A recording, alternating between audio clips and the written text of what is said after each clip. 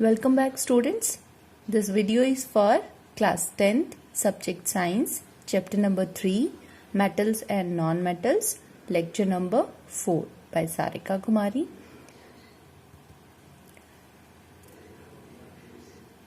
So let us see the contents of this lecture. We will do occurrence of metal, minerals and ores, gangue and flux, metallurgy, crushing and grinding of ore, concentration of ore, and then we will see the homework. The earth crust, as you know, is the major source of metals. Aluminium is the most abundant metal on earth crust. Iron is the second and calcium is the third most abundant metal. Metals occur in free as well as combined state. The less reactive metals like gold, silver, platinum are generally found in free states as they show least chemical reactivity. And most of the metals are found in combined form as minerals. The natural substances in which metal and their compound occurs either in native or combined state are called minerals. For example, aluminium occurs in earth crust in the form of mineral bauxite, that is Al2O3.2H2O, and also as clay, that is Al2O3.2SiO2.2H2O. So, at some places, mineral may contain a large percentage of metal, whereas other may contain only a small percentage of metal. The minerals from which metal can be conveniently and profitably extracted is called an ore. But remember, all ores are minerals, but all the minerals are not ore. Why? For example, copper occurs in nature in many forms like copper pyrites, copper glands and cuprites. But copper can be conveniently extracted from copper pyrites. Therefore, ore of copper is copper pyrites and not the rest of the two. Ores of many metals are oxides due to high reactivity of oxygen and also the abundance of oxygen is there on the earth crust. Now let us see how ores are classified.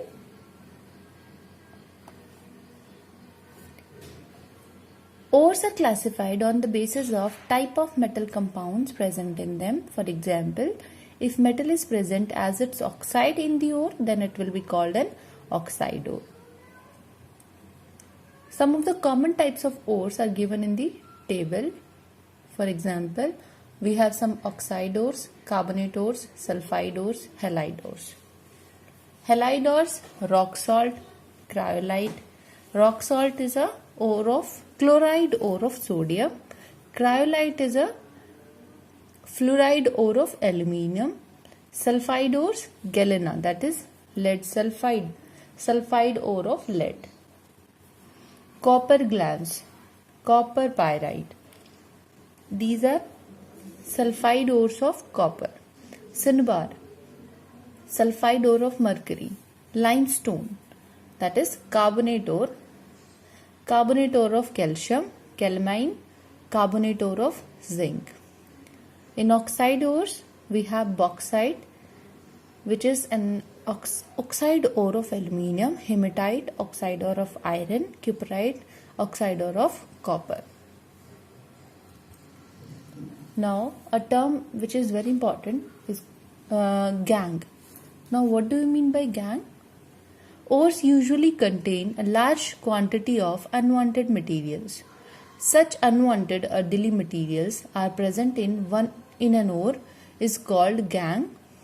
Gangue may be acidic or basic in nature. What is flux?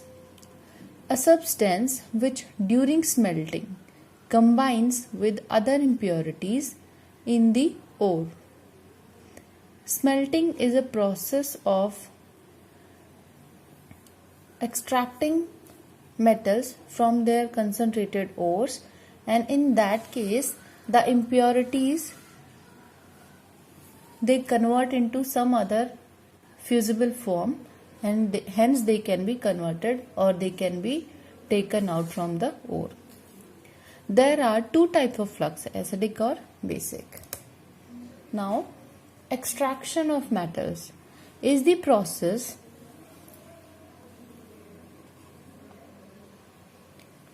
in which a pure metal is extracted from the ore. The various processes involved in the extraction of metal from their ore and their subsequent refining are known as metallurgy. Some of the common steps which are involved in the extraction of metals from their ores are: the first step is crushing and grinding of ores, concentration of ore, or you can say enrichment of ore. Third is extraction of metal from the concentrated ore. Fourth, refining and purification of impure metal. So generally the first method doesn't come under the extraction of metals from the ore. Actually, this is a basic preparation of ores so that they can be processed further. In this diagram, you can see a flow chart of extraction of a pure metal from the ore. So, first we will have the ore, then we will concentrate that ore by different methods, and then we will divide them according to the reactivity. So, three categories are there: high reactivity metals, medium reactivity metals, and low reactivity metals. So depending upon their properties, they can be purified. Like metals of high reactivity are purified, or you can say extracted with the help of electrolysis of molten ore. Metals of medium reactivity, they are sulfide or carbonate ores, so they can be converted into some useful form like oxides of metal by calcination and roasting. Then we get oxide of the metal ore, and then we reduce it to metal. In case of metals of low reactivity, sulfides ores are generally present, so roasting helps us to purify the metal, and hence as it is having some of the minor impurities, so it is refined.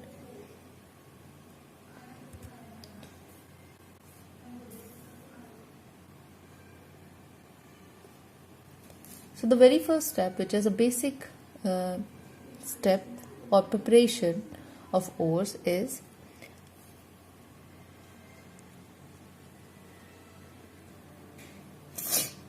crushing and grinding of ores. Big lumps of ores are crushed to smaller pieces by hammering it in the hammer mill and then grinding it to a fine powder in grinding or stamp mills. You can see the diagrams here. This is the crusher in which large pieces of ores are put, and with the help of the crushing machine we convert it into a smaller pieces, and these smaller pieces are put in the stamp mill. This crushed ore is put in the stamp mill to convert it into a more fine powder so that it can be processed further. Now, how is an ore concentrated? Actually, ore concentration is a process in which unwanted earthy materials are removed and maximum percentage of metals is increased, or you can say the ore is concentrated. So ores usually contain unwanted earthy materials which are called gangue. So this gangue must be removed before the ore is processed further. The removal of unwanted earthy materials from an ore is called concentration of ore. It is also called dressing of ore or enrichment of ore. Now, based on the nature of gangue and the ore, the following methods are generally used for the concentration of ore: hydraulic washing method, magnetic separation method, froth flotation, and leaching. The three methods are physical methods, but the fourth method is a chemical method to concentrate the ore. So let us see them one by one. First is hydraulic washing method. In this method, the crushed ore is washed with the steam of water. The lighter gangue particles are washed away, and the heavier mineral particles, they settle down to the bottom and can be removed. So you can see here the powdered ore is put from the upper part. From the lower part, a water stream is given, and in this way the concentrated ore, you can say, the heavier particles they sediment down, and the lighter particles, they are removed from the upper portion. Second method is magnetic separation method. This method is based on the difference in the magnetic properties of ore and gangue.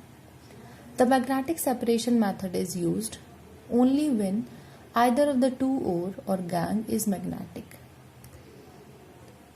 The powdered ore is dropped over a conveyor belt and moving over to rollers on which is magnetic.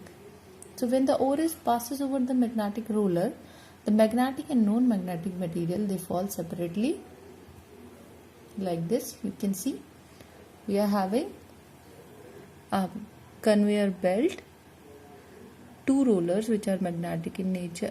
This one is magnetic in nature. So when we are putting ore, and when this ore is moving over the belt, then here the non-magnetic particles will fall separately and the magnetic part will fall separately. So if either of the two is magnetic in nature, then we can use this method. Some typical ores which can be concentrated by magnetic separation is tin stone, which contains a magnetic impurity, wolfram. So we can remove this impurity with the help of this method. Froth flotation process, which is a third process. This process is used for concentrating sulfide ores, particularly of zinc, copper and lead, and it is based on the difference in the wetting properties of gangue particles and ore particles. Because the sulfide ore particles, they are preferentially wetted by pine oil, and the gangue particles are wetted by water. The powder ore is mixed with water and a little pine oil. This mixture is vigorously stirred by passing compressed air. Then a froth is produced, and then froth produced rises to the surface and carries the particles of ore along with it. Now the ore particles that rise to the surface can be removed easily and the gangue is left behind. You can see it here that we are having a container in which we have ore, water and pine oil. So when compressed air is given to it, then froth is produced and the ore comes to the surface and the gangue particles, they are left behind. Fourth is leaching process. Leaching process makes use of the difference between the chemical properties of ore and that of the gangue. That is why this method is called chemical separation method. In this method, the metal compound present in the ore is chemically converted into a form so that it can be separated from the gangue easily. So let us have an example of leaching. Bauxite is purified by leaching process. Bauxite, which is an ore of aluminium. It contains aluminium oxide, which dissolves in sodium hydroxide, that is caustic soda. While the impurities do not dissolve in the caustic soda. So this bauxite can be purified by leaching process using caustic soda as a leachate. This is how a bauxite ore looks like. Bauxite is digested with concentrated solution of caustic soda, that is sodium hydroxide, at a temperature of 150 degrees Celsius in an autoclave. Aluminium oxide dissolves, leaving behind the insoluble impurities. When this bauxite is combined with caustic soda, it forms sodium aluminate and water. Sodium aluminate with water, just see it here, the impurities are removed by filtration first, and then the hot solution of sodium aluminate is heated with freshly prepared aluminium hydroxide. Small amount of aluminium hydroxide is prepared and kept with sodium aluminate and mixed, and when the whole of it gets precipitated as sodium hydroxide. Now this precipitate is removed, washed and dried and heated strongly to get pure alumina. You can see it here that sodium aluminate is kept with some amount of aluminium hydroxide, and when it gets converted into a complete precipitate of aluminium hydroxide and caustic soda is separated out, then this aluminium hydroxide is heated strongly, and it is also washed, dried and then it is heated and it forms aluminium oxide.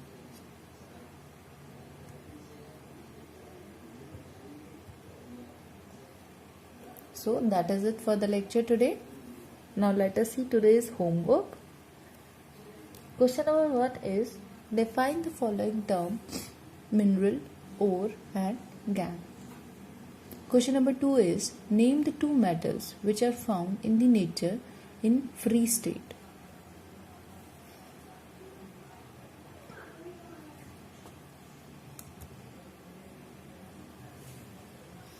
Question number 3 is, what chemical process is used for obtaining a metal from its oxide? Metallic oxide of zinc, magnesium and copper were heated with the following metals, in which case you will find the displacement reaction taking place.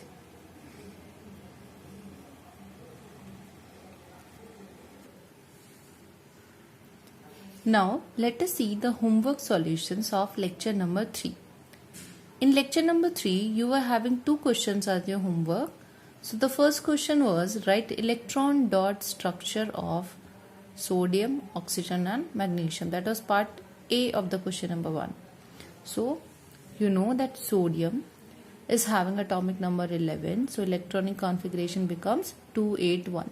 So last electron, that is its valency electron, that we have to show as electron dot. So one dot is representing this valency electron. Then we have oxygen. So oxygen is having atomic number 8. 2, 6 is the electronic configuration, so valency electrons are 6. So 6 cross marks, they are representing the electrons in the outermost shell. Magnesium, Mg, atomic number 12, electronic configuration 282. 2 is the valency, so 2 dots are representing the valency electrons. Then second part is formation of Na2 and MgO by transfer of electrons. So this we have done in the lecture itself, but let us see how it happens. We have Na2O, as sodium is having atomic number 11, so its valency is 1. But oxygen, it needs 2 electrons, so we take 2 molecules of sodium which provides us 2 electrons and it converts into 2Na+. Now these 2 electrons are taken by oxygen and it forms O2 negative. Net reaction will become 2Na plus O2 negative, and it becomes Na plus O2 negative Na plus. So finally Na2O. Then we have magnesium. We have to do the formation of MgO. O needs 2 and Mg can give 2 electrons. So one molecule of Mg is enough. Mg converts into Mg2 plus 2 electrons. These 2 electrons are transferred to oxygen 2A2.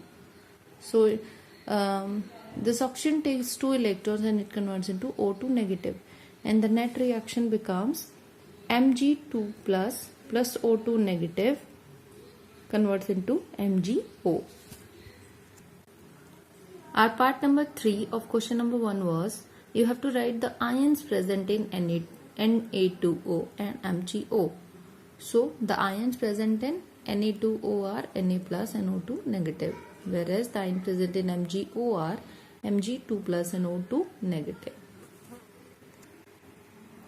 Our question number 2 was, why do ionic compounds have high melting points? So we know that ionic compounds are the ions held together by Coulombic forces.